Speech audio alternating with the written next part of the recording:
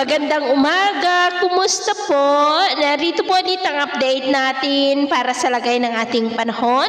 Ngayong umaga po ng December 18, 2024. Sa ngayon po ay iba't ibang weather system pa rin ang umiiral dito po sa ating bansa. Hanging amihan dito po sa Northern Luzon, shear line sa silangan ng Central at Southern Luzon, habang mayroon pong intertropical convergence zone at bagyo na nakakaapekto po ngayon dyan sa may Visayas at Mindanao.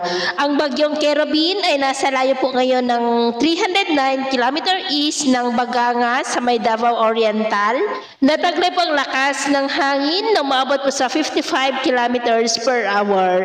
Habang kumikilos po ngayon pa west, northwestward sa bilis na 10 km per hour.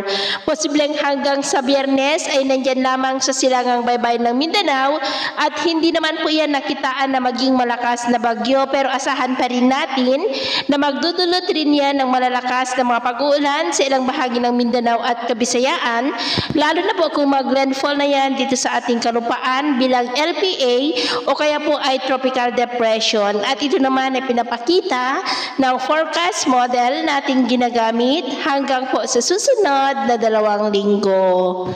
At sa lagay po ng ating panahon, ngayong madaling araw ay may mga pag-uulan dito sa ilang bahagi ng Cagayan Valley, Apayao, Calabarzon, Bicol Region, Oriental Mindoro, Marinduque, Romblon, Southern Samar Provinces, Leyte, Bohol, Cebu, Negros, Panay Island, Surigao del Norte, Zamboanga Peninsula at Lanao Provinces. At mamaya po ay sisikat naman ang araw sa malaking bahagi ng ating bansa, pero may tsansa pa rin ng cloudy skies with isolated rains dito po sa may Cagayan Valley, Cordillera, Calabarzon, Bicol Region, ilang bahagi ng Mimaropa, Samar Provinces, Leyte, Bohol, Cebu, northern part ng Negros, Panay Island at Dinagat Island. At mamayang hapon, mas maraming lugar ulit ang makakaranas ng cloudy skies with isolated rains, kaya mag-ingat pa rin po tayo. At sa atin naman pong mga baybayin, dahil sa amihan, shear line at ng bagyong Kerubin, ay iwasan na muna natin ang papalaot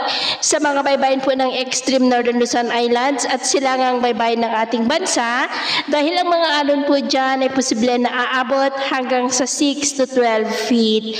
Kaya hanggat maaari ay iwasan na po muna natin ang papalaot dyan sa mga may kulay pula para po mas makaiwas sa mga sakunang pangkaragatan.